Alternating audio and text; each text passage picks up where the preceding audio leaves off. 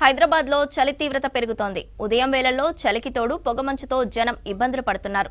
చలిగాలులతో కూడిన వాతావరణం ఉండటంతో నగరవాసులు బయటకు రావాలంటే ఇబ్బంది పడుతున్నారు. సిటీ శివారు ప్రాంతాల్లో అత్యల్ప ఉష్ణోగ్రతలు నమోదవుతున్నాయి. తగిన జాగ్రత్తలు తీసుకుని ప్రయాణాలు చేయాలంటున్నారు అధికారులు.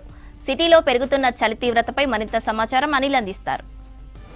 రోజు రోజుకు చలి తీవ్రత పెరుగుతుంది. సో నిన్నటితో పోలిస్తే మాత్రం ఈరోజు చలి తీవ్రత ఉష్ణోగ్రతలు మాత్రం కనిష్ట స్థాయిలో చేరాయి. ప్రజెంట్ హైదరాబాద్ నగరంలోని ఈ హైటీ కారిడార్లో నేనున్నాను. ఇక్కడ పూర్తిగా మంచుతో పాటు చలి తీవ్రత కూడా నిన్నటితో పోలిస్తే ఈరోజు అధికంగానే ఉందని చెప్పవచ్చు. ఇక రానున్న రోజుల్లో కూడా చలి తీవ్రత ఇంకా పెరిగే అవకాశం ఉన్నట్టు కూడా అటు వాతావరణ శాఖ అధికారులు తెలుపుతున్నారు. ఇక ఈ సంక్రాంతి సమయంలో తగ్గాల్సినటువంటి అంటే పండుగ తర్వాత ఈ చలి తీవ్రత ప్రతి సంవత్సరం తగ్గాల్సి ఉంటుంది. కానీ ప్రజెంట్ మాత్రం ఈ సంక్రాంతి పండుగ ముగిసినా కూడా ఇంకా కూడా చలి తీవ్రత తగ్గనటువంటి పరిస్థితి. ఉష్ణోగ్రతలు కూడా ఇటు హైదరాబాద్ నగరంతో పాటు తెలంగాణ రాష్ట్ర వ్యాప్తంగా ఉన్నటువంటి అన్ని జిల్లాల్లో కూడా కనిష్ట స్థాయిలో ఉష్ణోగ్రతలు నమోదవుతున్నాయి. ఇటు సింగిల్ డిజిట్కే టెంపరేచర్లు పడిపోతుండడంతో చలి తీవ్రతతో ప్రజలు మాత్రం జంకుతున్నారనే చెప్పవచ్చు. ఇక ఉదయం వేళలో ఇటు ఉద్యోగులే కానీ అటు వాహనదారులే కానీ ఇటు విద్యార్థులే కానీ బయటికి వెళ్ళేవారు కానీ ఈ చలి తీవ్రతతో చాలా ఇబ్బంది పడుతున్నటువంటి పరిస్థితి. ఇక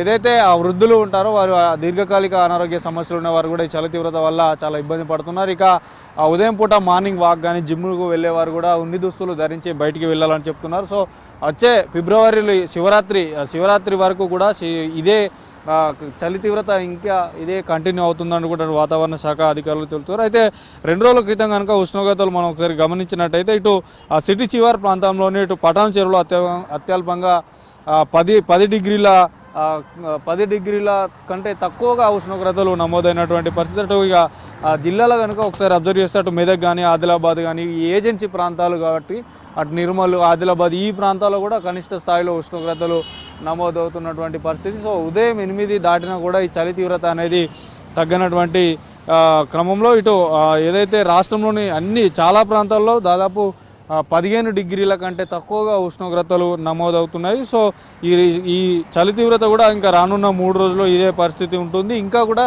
ఈ ఫిబ్రవరి మాసం వరకు కూడా ఇంకా ఈ చలి తీవ్రత కొనసాగుతుంది అంటూ కూడా చెప్తున్నారు. ఇక రోడ్లపైన వెళ్ళే వాహనాలు మాత్రం జాగ్రత్తగా ఉండాలంటూ కూడా సూచిస్తున్నారు. అంటే పొగమంచు కూడా చలికి తోడు కావడం వల్ల కూడా ఇబ్బందులు పడుతున్నటువంటి పరిస్థితి. ఇక మార్కెట్లలో ఉదయం పూట వ్యవసాయదారులు కూడా వ్యవసాయం నుండి ఇటు మార్కెట్లకు కూరగాయలు తీసుకొచ్చేవారు కూడా జాగ్రత్తలు పాటించాలని చెప్తున్నారు. ఎందుకంటే ఈ మంచు కారణంగా ముందట ఎవరైతే ఉండే వాహనాలు కనిపించినటువంటి క్రమంలో అటు యాక్సిడెంట్లు కూడా జరిగేటువంటి అవకాశం ఉంది. కాబట్టి ఈ వచ్చే ఫిబ్రవరి మాసం వరకు కూడా ఈ చలి తీవ్రత అనేది కంటిన్యూ అవుతుంది. సో ఈ నిన్నటితో పోలిస్తే మాత్రం నిన్న మొన్నటితో గత 3 రోజుల క్రితం కనుక మనం చూసుకున్నట్టయితే ఆ 3 రోజుల వ్యవధిలో మాత్రం చలి తీవ్రత ఉష్ణోగ్రతలు తగ్గి చలి తీవ్రత పెరుగుతుందని చెప్పవచ్చు. మొత్తానికైతే రానున్న రోజుల్లో కూడా ఇంకా ఈ చలి తీవ్రత పెరిగే అవకాశం ఉంది. సో ప్రజెంట్ మాత్రం హైదరాబాద్ నగర వ్యాప్తంగా ఉదయం 8 దాటినా కూడా చలి తీవ్రత పెరుగుతూనే ఉంది. పొగమంచుతో కూడా వాహనదారులు ఇబ్బంది పడుతున్నటువంటి పరిస్థితి. ఇది ఈరోజు చలికి సంబంధించిన పూర్తి డీటెయిల్స్. వీడియో జర్నలిస్ట్ శ్రీనివాస్తో అనిల్ V6 న్యూస్ హైదరాబాద్.